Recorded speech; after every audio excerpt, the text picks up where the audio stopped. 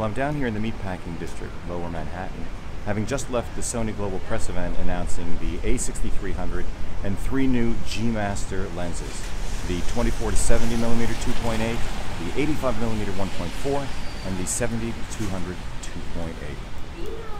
Let's go take a look, get out of the rain.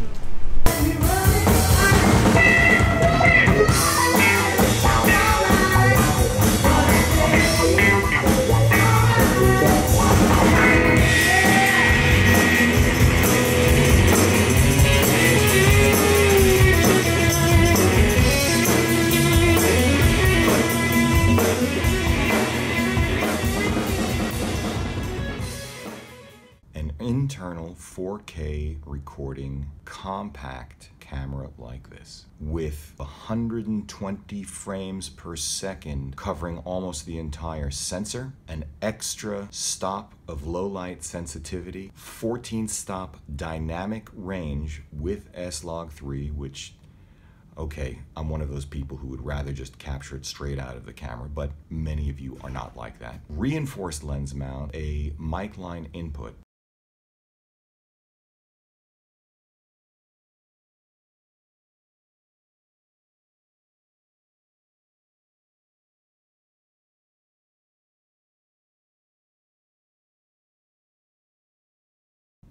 for $1,000? Yeah, that's right. I'm smelling the smoke coming out of my wallet. I can feel the spontaneous ignition of the credit cards in my wallet because I'm probably going to get one.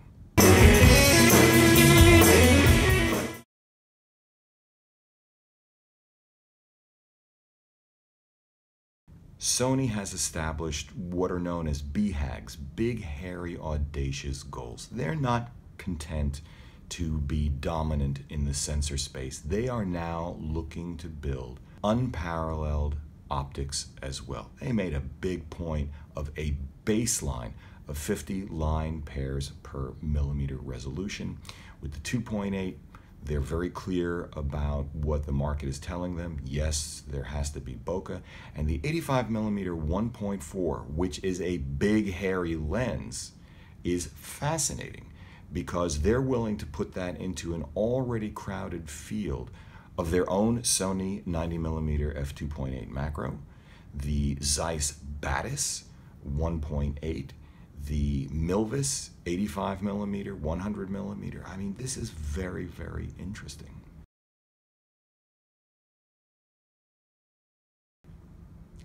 Let's assume for a moment that Sony achieves resolution parity, just resolution parity with the legendary Canon L-glass at which it's directly aimed. Even though, again, Sony's ambition appears to be higher. The thing that's so unusual is that Sony appears to have cracked the code on the next generation autofocus motors, because the lenses that I tried yesterday, the 85mm 1.4 and the 24-70 2.8, were fast and silent. These motors were moving big glass, and this makes them one generation beyond Canon's current offerings, because there's a reason you don't see STM, fast silent autofocus technology, on Canon's big glass. It's because the STM technology is not appropriate to it. It can't do the heavy lifting. It can't move the glass, that big glass, that quickly.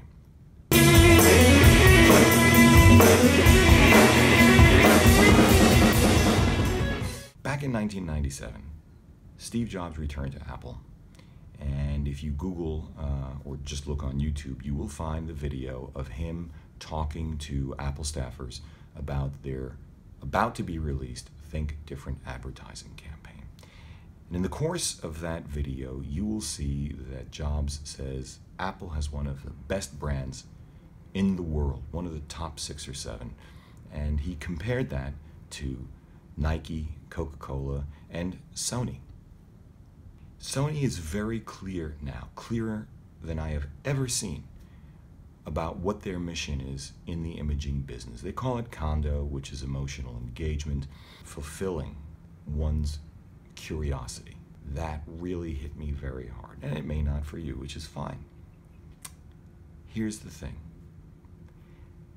Their ambition to do that is predicated on profound technical competence.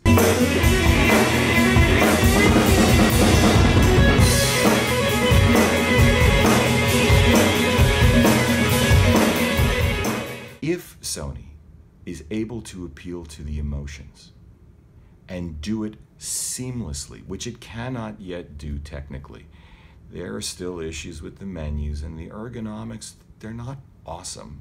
I mean, they're not. But I think they're going to get there. And when they do, they really will be the Apple of the imaging business. Of course, that's pretty funny, isn't it? Because Apple has its own imaging business. And in fact, I'm recording this on a Sony sensor, which just happens to be in an iPhone 6s Plus.